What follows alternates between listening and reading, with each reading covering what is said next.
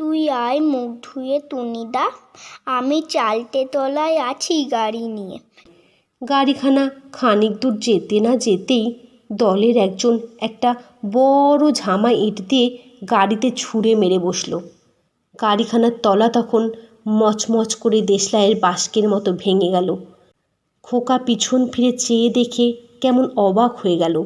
ভাবল, এই রকম যে তুইও টুনিদা এর মধ্যে।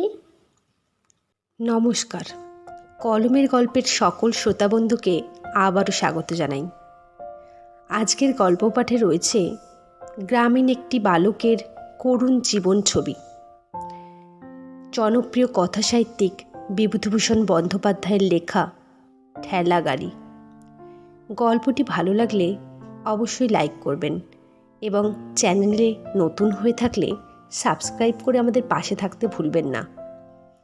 শুরু করতে চলেছি আজকের গল্প পাঠ, বিভূতিভূষণ বন্দ্যোপাধ্যায়ের ঠেলা গাড়ি। সবে বিছানা ছেড়ে উঠেছি। রোদ তখনও ভালো রকমে ওঠেনি। খিড়কি দোরে চোখডুম্বুর গাছটার মাথায় গোটা কতক শালিক পাখিতে কিচমিচ ও ঝটাপট বাঁধিয়েছে। আমি উঠে মনে মনে তোলাপাড়া করছি যে কাল রাত্রের বাসি কলার বড়া, যা আমাদের জন্যে রান্নাঘরের ঝুলন্ত শিকে বড় জামবাটিতে টাঙানো আছে, তা কোন অছিলায় মার কাছে চাওয়া যায়, বা মুখ ধোবার পূর্বে তা চাইতে গেলে সেটা শোভনীয়ই বা কদ্দূর হবে। এমন সময় আমাদের বাহির দরজার কাছে একটা ঠেলা গাড়ির ঘর ঘর শব্দ উঠল।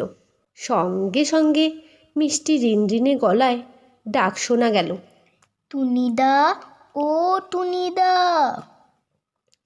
অমনি আমার বৃদ্ধা জ্যাঠাইমা মারমুখী হয়ে কি একটা হাতে উঠিয়ে ছুটে গেলেন।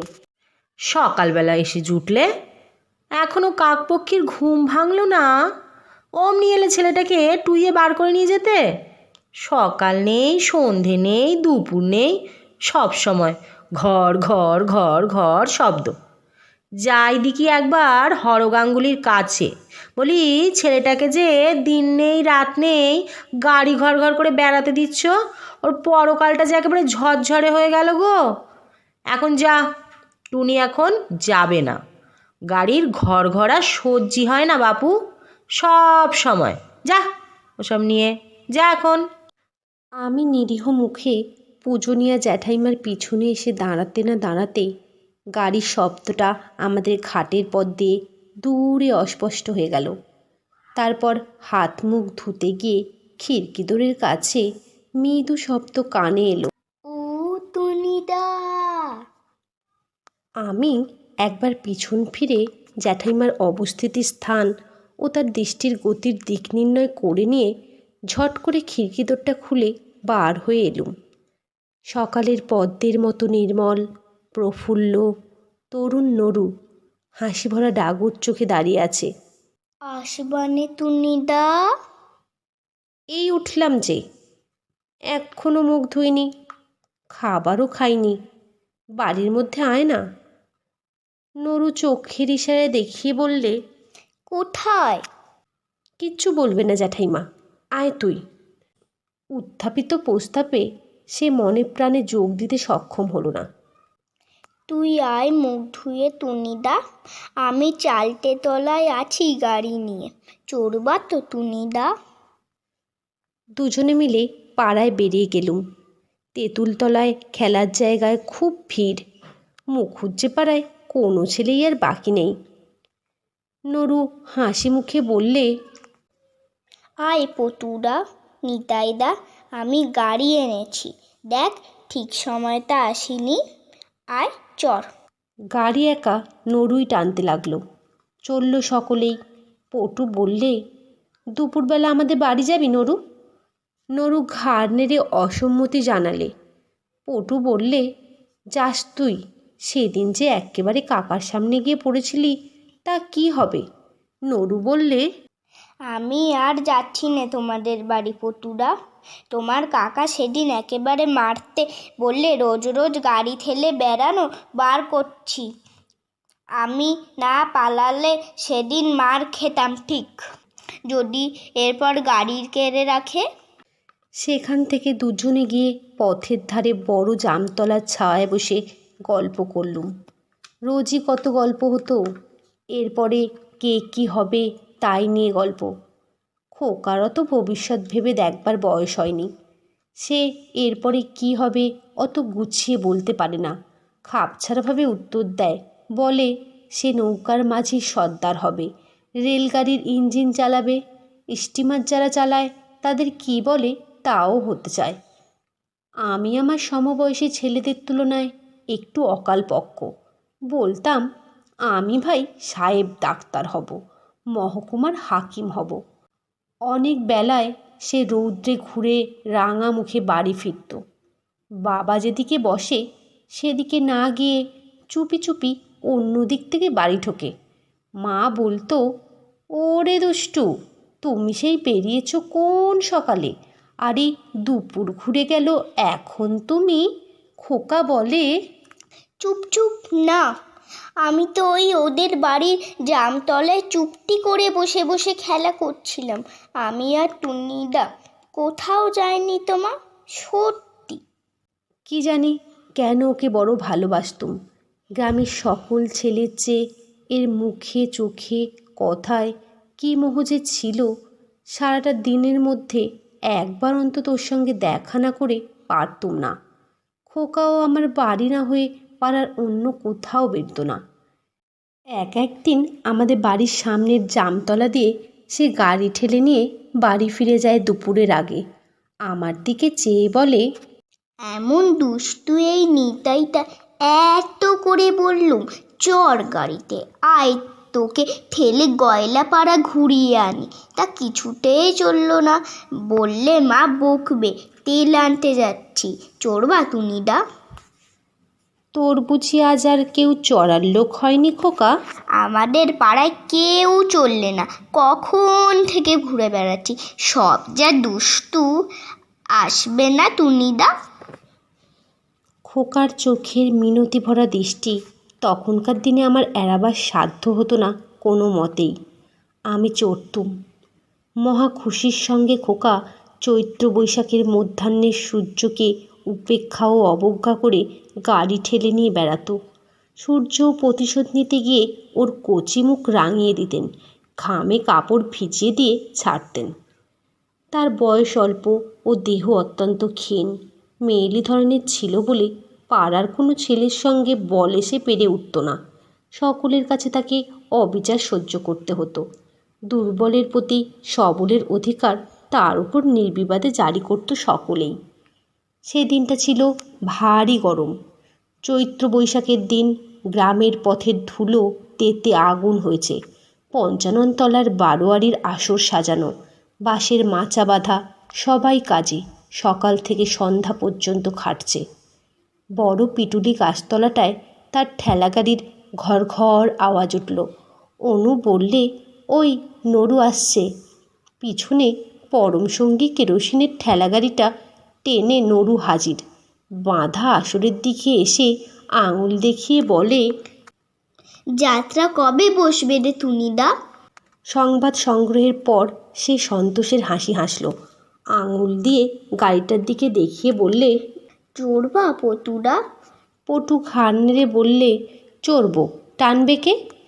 খোকা খুব খুশি হয়ে বললে, কেন, আমি টানবো। আসন্ন আমোদের প্রত্যাশায় তার চোখ মুখ উজ্জ্বল হয়ে উঠেছে।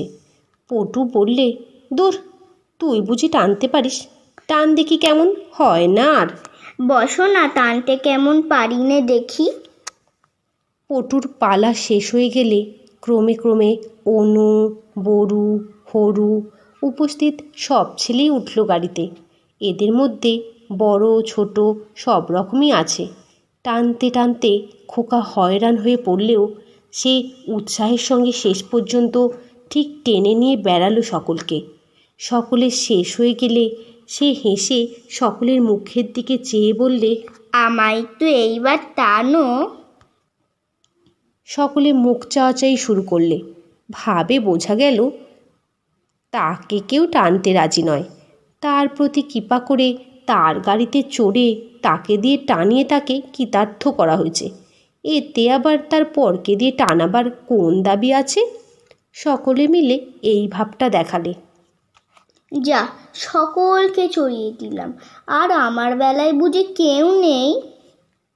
আমার ইচ্ছা হলো তাকে গাড়িতে চড়িয়ে টানি, কিন্তু সমবয়সী ছেলেদের কাছে উপহাসের ভয়েই হোক বা তাদের বিরুদ্ধে দাঁড়াবার সাহস না থাকার দরুনই হোক, যেতে পারলাম না। সে গাড়ি টেনে নিয়ে চলে গেল। এদের মধ্যে পূর্বে কী পরামর্শ হয়েছিল আমার জানা নেই। গাড়িখানা খানিক দূর যেতে না যেতেই দলের একজন একটা বড় ঝামা ইট দিয়ে গাড়িতে ছুঁড়ে মেরে বসলো। গাড়িখানার তলা তখন মচমচ করে দেশলাইয়ের বাস্কের মতো ভেঙে গেল। খোকা পিছন ফিরে চেয়ে দেখে কেমন অবাক হয়ে গেল। পরে তাড়াতাড়ি গাড়ির ক্ষতির পরিমাণ নির্ণয় করবার জন্যে এসে গাড়ির অবস্থা দেখে আর একবার বিস্ময়ের দৃষ্টিতে আমাদের দিকে চাইলে। তারপর সে চাইল আমার দিকে। তার চোখের সে ব্যথা ভরা বিস্ময়ের অপ্রত্যাশিত না বুঝতে পারা দৃষ্টি আমার বুকে তীরের মতো বিঁধল। ভাবল এই রকম যে তুইও টুনিদা এর মধ্যে। কিন্তু সে কোনো কথা কাউকে না বলে ভাঙা গাড়িটার পাশে বসে পড়ে দেখতে লাগলো। এর আগেই আমাদের দল সেখান থেকে সরে পড়েছিল। তারপর অনেকক্ষণ সে বসে বসে নেড়ে চেড়ে দেখলে গাড়িখানার ভাঙা তলাটা কি করে সারানো যায়। পাশে একটা ছোট্ট বাস্ক ফুলের গাছের সাদা ডালে থেলো থেলো বাস্ক ফুল দুলছে। তারই পাশে গাব ভেরেন্ডার ঝোপের ধারে সে গাড়িখানা রেখে খানিক বসে বসে পরে ঠেলে নিয়ে গেল। সারা রাত ভালো ঘুম হলো না। সকালে ওদের বাড়ি ছুটে গিয়ে যদি ভাব করে ফেলতুম তো বেশ হতো, কিন্তু কেমন বাঁধো বাঁধো ঠেকতে লাগলো। খোকা রোজ সকালে আসে, সেদিন এলো না। অভিমানে ভুল বুঝেছে। 2-3 দিন করে সপ্তাহখানেক কেটে গেল। অল্প দিন পরেই আমি বাড়ির সকলের সঙ্গে মামার বাড়ি চলে গেলাম ছোট্ট মাসিমার বিয়েতে। ফিরতে ফিরতে হয়ে গেল 8-10 মাস। খোকাকে ফিরে এসে আর দেখিনি। আগের পৌষ মাসে সে হুপিং কাশিতে মারা গিয়েছে। ফেরবার দিন 10 পরে একদিন ওদের বাড়ি গিয়েছিলুম। খোকার মা উঠানে কুল রৌদে দিয়েছিল, তখন তুলছে। আমায় দেখে বললে, টুনি, তোরা দেশে এলি? আমি কোনো কথা বলবার আগেই তার মা হাউ হাউ করে কেঁদে উঠল।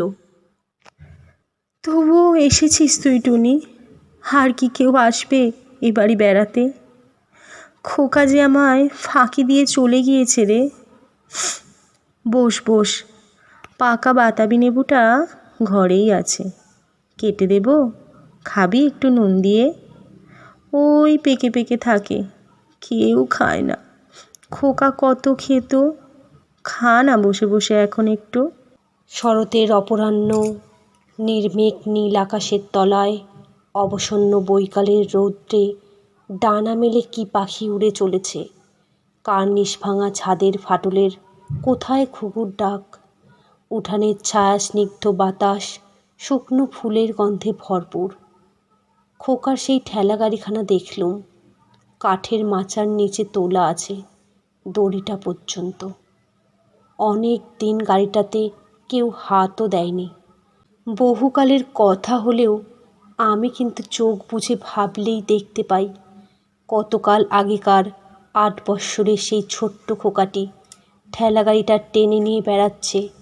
নির্জন দুপুর ঘুঘুর ডাকের মধ্যে বাড়ি থেকে বেরিয়ে পালেদের জামরুল বাগানের ছায়ায় আমাদের বড় মাদার গাছটার তলাকার পথ দিয়ে রাঙা মুখে আশা ও আনন্দ ভরা উজ্জ্বল চোখে সে তার কেরোসিনের কাঠের গাড়িখানা টেনে টেনে আসছে।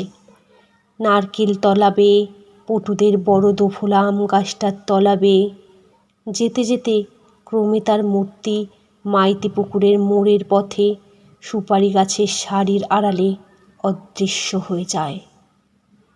শেষ হলো বিভূতিভূষণ বন্দ্যোপাধ্যায়ের অসাধারণ একটি ছোট গল্প, ঠেলা গাড়ি।